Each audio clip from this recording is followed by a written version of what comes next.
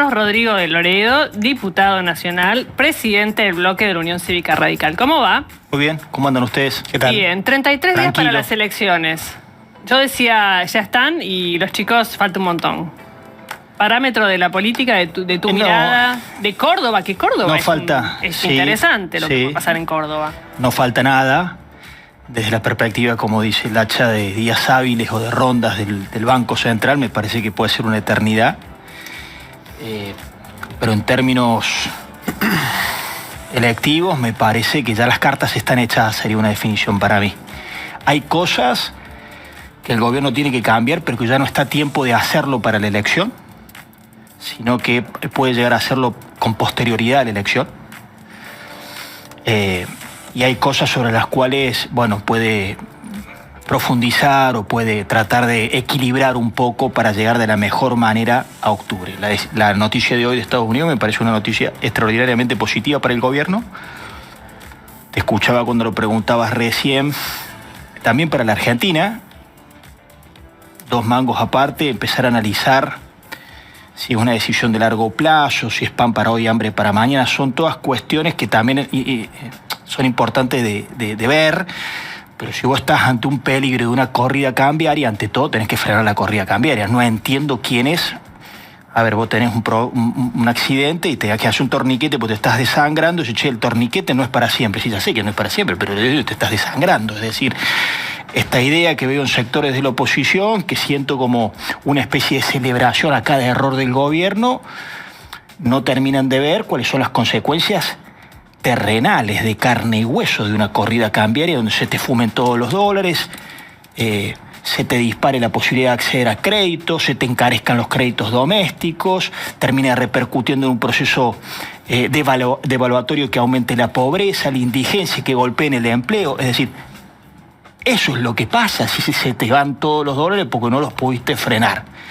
Después, bueno, yo veo 1 millón de docentes de economía que te dicen habría que hacer esto, habría que hacer lo otro. Evidentemente, la economía argentina tiene su complejidad, que el que esté libre de pecado tire la primera piedra, no muchos le encontraron un agujero al mate. Yo celebro que ahora han podido frenar, y espero que así sea, porque también tenemos nuestros antecedentes, apoyaturas económicas muy grandes que no lograron frenar una corrida. Y hay teorías, construidos modelos de los fondos, de organismos internacionales, de economistas, de cuántas reservas tenés que tener para evitar, pero después se espiraliza y no pudiste con el blindaje de la Rúa, no pudiste con los 40.000 millones de dólares que recibió Mauricio Macri. Sí, evidentemente es un tema de alta complejidad y yo celebro que lo puedan frenar. Hay otro tema que genera fricción dentro del gobierno y tiene su desgaste también, que es la interna política. Pareciera ser que la semana pasada se tomaron algunas decisiones más vinculadas no tanto a la gestión, sino a la campaña, cosa que lo corro porque a vos eso no te involucra, pero en términos de la relación con el Congreso, donde sufrieron muchos golpes en las últimas semanas, el oficialismo, ¿cambió en algo en la relación del oficialismo, en tu caso como presidente del bloque? ¿Te llama a alguien? ¿Hay algo más articulado? Más allá de que, por supuesto, está todo el tema de los vetos y temas muy espinosos, pero ¿hay algo que haya cambiado la manera de relacionarse? Porque Milei dijo, la primera reacción fue, bueno, llamar a todos, una cuestión más de diálogo. Después ya volvió a su formato anterior, que es, bueno, apuntar contra los kirchneristas con modos republicanos, algo así lo llamó. Bueno, primero las internas entre ellos que han sido y que son, no sé si han frenado, no sé si esta crisis que se tuvo ha hecho tomar en razón al propio gobierno. Han sido infernales. Me viene a la cabeza un ministro de la España post-Franco, que fue ministro de Franco y después fue ministro de Justicia en la derecha cuando gobierna España, se hizo famoso por una frase que dice: cuerpo tierra que vienen los nuestros, ¿viste? La guerra entre ellos ha sido... y después se hizo conocido por una segunda frase que yo ya no sé si soy de los nuestros, dice. El caos que tenía el gobierno franquista, ¿no? Me parece que eso Qué buena la frase esa, cuanto menos aplica, además, cuanto menos debiera de aliviarse. No, el gobierno todavía no ha reaccionado parlamentariamente, ha reaccionado discursivamente. Tengo varias cosas para opinar sobre eso. En lo parlamentario, más que darte una opinión, te puedo dar un dato. Hasta marzo del 2025, desde que asumió, sacando cuestiones menores, hubo aproximadamente unas 17 votaciones de relevancia donde el gobierno ganó en 15. y desde marzo a la fecha 20 y perdió en 17. Los actores políticos siguen siendo los mismos, es decir, no cambió con todo autoinfligido. Los errores políticos muy grandes. Dicho esto, no creo en esta discusión que escucho de que, por eso te decía, para mí las cartas están echadas. Yo no veo que sea posible, por ahí una dependencia de tu propia trayectoria, que ahora parezca un Milei domesticado, suavecito e institucionalista. La verdad es que creo que también sería un error, porque no sé si eso choca con la confianza. ¿Quién cree esa realidad? Yo creo que incluso el gobierno, de cara a las elecciones, desde el punto de vista político, tiene un objetivo central, que es la gente que se abstuvo, que es muy elevada, que la gente que se quedó en su casa tiene prácticamente dos condiciones. Hay muchos jóvenes que se quedaron en su casa porque dejaron de ver que este gobierno representa lo que representaba. Era un gobierno disruptivo, un gobierno antisistema, era un gobierno que peleaba contra la casta. Después se colonizó de peronistas para pelear con su adversario, le copió las prácticas, se convirtió en el otro. Me parece que eso desdibujó el entusiasmo de los jóvenes, por eso yo no creo un Milei ahora que mute a un Milei sereno y racional, porque de alguna manera pierde identidad autónoma. Entonces, creo que tiene que recuperar identidad el gobierno, desperonizando, dando claridad en las sospechas de corrupción, porque si vos sos una opción antisistema, entre otras cosas, tenía esta idea de que los que estuvieron antes se robaron todo. Entonces, tenés que recuperar identidad por ahí. La otra parte del elector que está sentado en su casa, que es el elector nuestro, el elector de Juntos por el Cambio, que básicamente dice, yo estoy de acuerdo con esta idea económica, pero no estoy de acuerdo con todas estas otras cuestiones institucionales, discursivas, de formas. Para mí el gobierno, la única que tiene para ir a buscarlos es ampliar la base de aliados con figuras como Mauricio Macri, con figuras como Alfredo Cornejo, que ya tiene una alianza, pero darle más envergadura. No tiene a mano ir en busca de gobernadores de Provincias Unidas, no lo tiene. Te dijo que te iban a llamar para el gabinete. Apenas fue pero no estoy para ninguna, a la elección. Pero no estoy para ninguna aventura personal, porque creo que estamos empachados los argentinos de aventuras personales. ¿Tuvo algún asidero esa versión o no? Son versiones que corren. Nadie te llamó, te escribió, y te convocó. Están en el marco de las propias, uno no termina de dilucidar si están en el marco de las propias internas que entre ellos tienen. Lo que yo sí creo... A un WhatsApp hubo. Es que el gobierno en búsqueda de ese sector del votante Juntos por el Cambio que supo acompañar a Milei, yo creo que no sé si tiene tanto margen de decir ahora voy a ser distinto, te juro, dentro de 20 días voy a cambiar, pero sí tiene margen para sumar a aliados que representen, porque vos cuando en un marco de alianzas le pedís al otro perder identidad, lo que pierde también es representación social. Entonces ese elector se quedó en su casa. No está fácil la tarea, lo que vos me preguntás va de la mano con eso, porque romper un puente son 1 hora, reconstruir un puente es una tarea compleja. Me parece que los dos grandes objetivos del gobierno es recuperar identidad para que los jóvenes los vuelvan a votar, ver si amplía con aliados, no de Gobernadores Unidos. Gobernadores Unidos están compitiendo contra el gobierno en la elección, entonces ¿cómo los va a sumar? ¿Cómo va a sumar a la gente de Schiaretti que compite en Córdoba, a la gente de Nacho Torres en Chubut que los compite? No tiene posibilidad de sumar eso para este interregno corto. Y sí creo que me parece que la frase la tendría que mutar, esta frase que ahora mencionaron, que es lo peor ¿Ya pasó? ¿Qué pasó? Y me parece que la frase adecuada es lo peor puede volver. Entonces, entre un recordatorio racional de que el pasado puede volver a ser futuro en la Argentina, más recuperar identidad, más juntar aliados, más pilotear la economía con este acuerdo, me parece que el gobierno está en condiciones... Pero te puedo hacer No una es como pregunta. jefe de campaña, te digo. Eso te iba a decir. Te hago una pregunta. Esta recomendación... No dijo que no. No, por eso. ¿Qué sé yo? Hay un quilombo tan grande, te doy mis opiniones pero- conceptuales de lo que veo. Estas recomendaciones que vos le das al gobierno es porque... Porque ¿De quiero que le onda vos vaya, las crees? porque quiero que le vaya, porque, mira, yo voté en contra de los vetos ahora, como siempre voté. Pero la confusión es tan grande, ¿viste? Yo digo, voy a votar en contra del veto universitario. Esta vez vas a acompañar.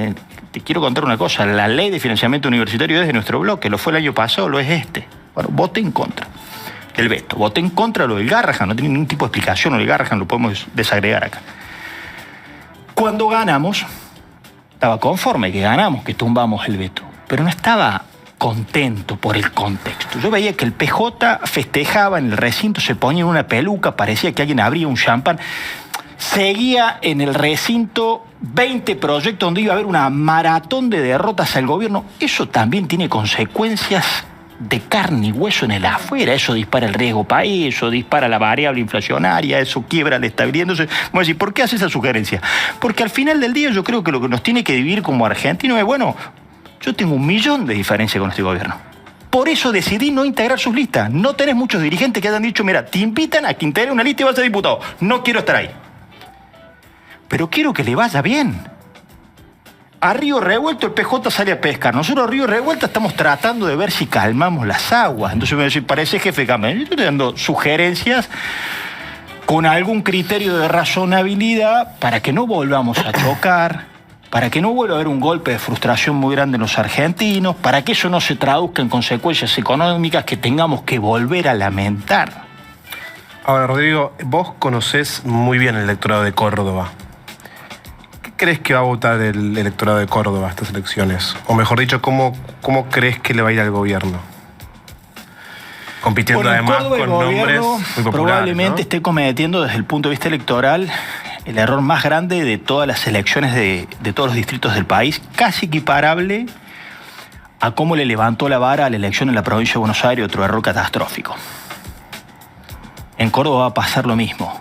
Hoy está en una elección muy pareja, cuando hoy tenés un Schiaretti en donde si nosotros hubiésemos articulado un frente con el PRO y el radicalismo razonable y no en los términos del sometimiento que plantearon al comienzo, que me parece que forma parte de los errores del gobierno, hoy estábamos para ganarle por 15 puntos a Juan Schiaretti y sin embargo hoy la elección está pareja porque entre otras cosas Juan Schiaretti, que es una persona con un prestigio en Córdoba muy elevado, tiene el surgimiento de Natalia de la Sota que le está comiendo entre 10 y 15 puntos. O sea que había una oportunidad histórica en Córdoba. Y yo estoy acá y soy diputado porque en mi última elección en Córdoba saqué 54% de los votos. 6 diputados nacionales metimos en Córdoba.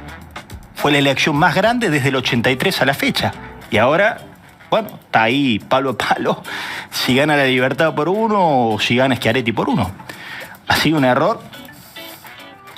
¿A vos A mi qué te juicio, grave. ofrecieron? Vos decís, yo no quise integrar la lista. ¿Qué te ofrecieron? ¿Qué no te convenció de lo que Y te lo que te ofrecieron? Porque en la cabeza era la Libertad Avanza. Sí, el enlatado, ¿viste? Pero si no estoy para un enlatado, el ofrecimiento. ¿Qué es un enlatado? Y el enlatado, ¿viste? Tenés que ocultar el nombre, los colores, tenés que hacer. pedían afiliarte, Rodrigo? No. El que me conoce sabe que eso no me lo puedo pedir jamás a mí. A Petri se lo más pidió y grave lo hizo, te digo. diría, Petri lo hizo. Bueno, cada uno se hace responsable de su trayectoria. Es ministro también, ¿no? Hay un Bueno. diferente.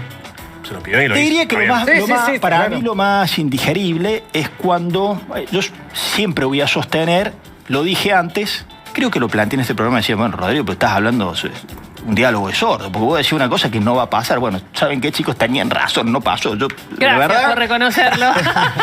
en muchas cosas tienen razón, pero yo la verdad es que siempre sostuve, y creo que es lo que necesita el gobierno post-octubre, siempre creo en las coaliciones. Las coaliciones son justamente eso, preservan la identidad diferenciada de cada espacio y tienen un conjunto de ideas en común.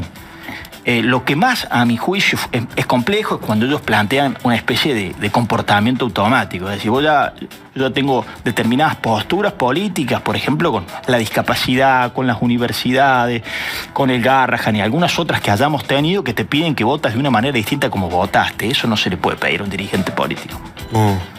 Ahora, la semana pasada hacíamos el cálculo de cuántos aliados había perdido el gobierno de un año a otro. ¿Qué explicación le encontrás? Porque había muchos, te incluyo, Toda mala praxis. con mucha ganas de colaborar. Toda mala praxis. Prefirieron la transacción de contado de gobernadores del peronismo que consolidar un frente con una figura como el expresidente Mauricio Macri, con gobernadores del PRO, con gobernadores del radicalismo que tuvieron una cuota de cooperación tremenda.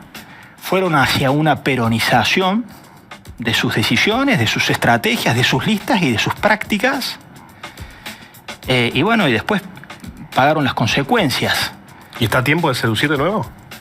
Es lo que te decía al comienzo. Yo Por eso, creo pero está a que tiempo. el gobierno lo que más a mano tiene es intentar reconstruir un frente de alianzas con sus ex aliados. Hasta ahora no lo hizo. Para lograr que aquel votante de Juntos por el Cambio vaya a votar. Después de la elección sí me parecería natural y saludable que intente articularse también con los gobernadores de Provincias Unidas, ya para dejar de ser jefe de campaña de una cosa o de la otra. Hablo en términos generales. Yo creo que a la Argentina le vendría bien que se recupere razonabilidad en el diálogo con los jefes de los estados subnacionales. No lo creo posible para ahora porque todos esos gobernadores le compiten. ¿Y si el resultado es malo? Perdón, Diego. Mira, el gobierno tenía 3 escenarios, digamos, ¿no? Un escenario que ellos le llamaban pintar Argentina de violeta, que sería el efecto alineación, le llamó el presidente. Es decir, va a ser tan grande el triunfo que va a generar una especie de efecto alineamiento. Eso traducido en votos es un 40-45% de votos. Me parece que eso ya está muy lejos de que se pueda suceder. Hay un escenario intermedio que para mí es sobre el cual tiene que trabajar el gobierno. En el primer escenario tendría 87 diputados nacionales, por ejemplo. El escenario para mí hoy más posible, salvar la ropa, si se quiere, que es un escenario que oscile entre los 35 y 42 puntos en total país, va a ser la opción más votada, que te puede servir para frenar un proceso de caída en imagen y desde ahí rearmar tu gobierno. Eso te puede dar entre 70 y 75 diputados. Y bueno, que saque menos de 35 puntos sería profundizar la crisis, sería grave que eso pasara. Evidentemente el gobierno cae. Hay muchos teóricos que le ponen nombre a estos comportamientos en el campo de las ciencias políticas y de las teorías institucionales, le llaman o las jaulas de oro o las trampas del éxito. Es decir, los los líderes que han logrado transformaciones en sus sociedades son aquellos que se han animado a cambiar cuando les iba bien, que es lo más difícil. Porque el contexto cambió, pero vos te estás yendo bien. Entonces vos tenías dólar barato, pisado, porque eso te bajaba inflación, pero sabías que había inconsistencias. Y decís, pero no cambiemos ahora porque nos están dando bien las encuestas, porque todos los meses la inflación viene en baja, y seguiste por ese sendero, la trampa del éxito le llaman a algo. Bueno, en política también te vino bien insultando, agrediendo, etcétera, pero dejaste de ver que esa etapa ya había pasado y la que viene requiere una reforma laboral. ¿Cómo llegas a 129 votos? Una reforma tributaria, ¿cómo llegas a un acuerdo con gobernadores y 129 votos en diputados y después mayoría en el Senado? Una reforma previsional que se anime a tocar edades, por ejemplo. Una reforma de autonomía del Banco Central. Entonces veo que creó una arquitectura defensiva para resistir, digamos, vetos que no sean tumbados, decretos de necesidad de urgencia que no sean tumbados y eventualmente, y esto no es una quimera, porque el peronismo tiene esta dinámica, no hace falta que se los cuente a ustedes, vengo de ahí, diría un amigo mío, el peronismo si huele sangre, son tiburones, entonces cuando menos te descuides, te pueden armar un juicio político.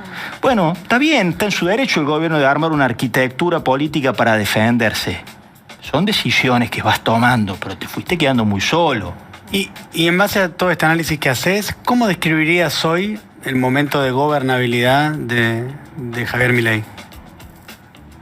Que está a tiempo de... Me parece una buena noticia desde lo económico, me parece que lo que ha demostrado la arista de la economía, que no hay soluciones mágicas, el gobierno ha sido ultra pragmático y en buena hora que así lo haya sido. Eso le va a dar tranquilidad estos días. Tiene que volver a intentar reconstruir los puentes con quienes fueron sus aliados y tiene que darle más... Me parece que tendría que ir camino a un gobierno con una base coalicional que le dé más sustento a sus políticas en el futuro. Usar otra pero palabra. pero no de a uno. Sí, esas aventuras personales, ¿viste? Porque además tenés un condicionante de tu trayectoria. Es decir, si vos echabas ministro por un Twitter, hermano, ¿viste? Tenés que estar medio en bola para asumir un gobierno así, o bueno, es una aventura personal, che, qué sé yo, ¿cuánto va a ser mi recibo de sueldo? O tipo, pero si vos querés verdaderamente un esquema que le dé sustentabilidad, al frente ya sabés quiénes están, piensan la economía de otra forma, se aíslan del mundo, creen que ante cualquier problema hay que emitir billete, cualquier problema es aumentar carga impositiva. Yo ahora, por ejemplo, ¿en qué defiendo? Así como le voto en contra los vetos, porque me parecen que son innecesario lo que ha hecho el gobierno, todos problemas autoinfligidos, no me como la curva con la agenda opositora que ahora le pone. Una vara institucional a este gobierno que no tiene gobernadores, que no tiene intendentes, que no tiene legisladores, le pone una vara institucional con los DNU que no tuvo ni Cristina, ni Macri, ni Fernández. Le pone una vara con los ATN, pero se distribuyen desde la década del 80 que se distribuyen inequitativamente. Monta una serie de juicios y de interpelaciones. Yo te voy a preguntar otra cosa, ¿cuántas comisiones investigadoras tuvieron los megas causas de corrupción del kirchnerismo en el Congreso? Ninguna, Bueno, porque bien, tenían no, mayoría. muchacho, pero es una cuestión de mayorías en el Congreso, Rodrigo, eso también. Pero incluso es un argumento al si hubiese revés. sido es decir, minoría, las hubiesen tenido. pero incluso es una cuestión a contar al revés, es decir, así que encima tenías mayorías y tenías una reglamentación de los DNU tan laxa. Sí. ¿Me explico lo que te digo? Por supuesto. Entonces, es un aporte de razonabilidad. Sí. Estas cosas de este gobierno no me gustan. Ojalá que dejen este legado. Yo no les pido toda esta revolución cultural. Yo les pido un legado que la Argentina, así como Alfonsín le dejó la democracia, que este gobierno nos deje a todos los argentinos, no es joda, vos tenés que tener equilibrio en tus cuentas, estabilidad, baja de inflación y sistema de precios. Si no, no hay ninguna economía que pueda funcionar. Cortita. Ahí hay un punto. La economía, claramente, el gobierno, la oposición la entienden muy diferente. Ahora, la política la entienden todo bastante parecido. Mi pregunta es, para reconstruir y volver a acercarse a los exaliados, ¿cuánta billetera tiene que abrir? ¿O depende de la billetera? Hay amor también. No sé si es, viste que con Néstor Kirchner era látigo billetera. Bueno, el gobierno fue látigo. Claro. Decían, pero ¿por qué no corresponde? Y bueno, no te pegan, ¿viste? Era así, ¿te pego o no te pego? Bueno, pero ahí está, el legado billetera nunca macro, hubo. Bueno, está bien tu pregunta porque me parece que cero. Yo creo que este gobierno ha tenido mérito en lograr una inmensa cantidad de transformaciones con minorías parlamentarias y en poco tiempo. Tuvo audacia, supo usar el crédito electoral como probablemente otros no lo usaron. Pero nos olvidamos de una parte.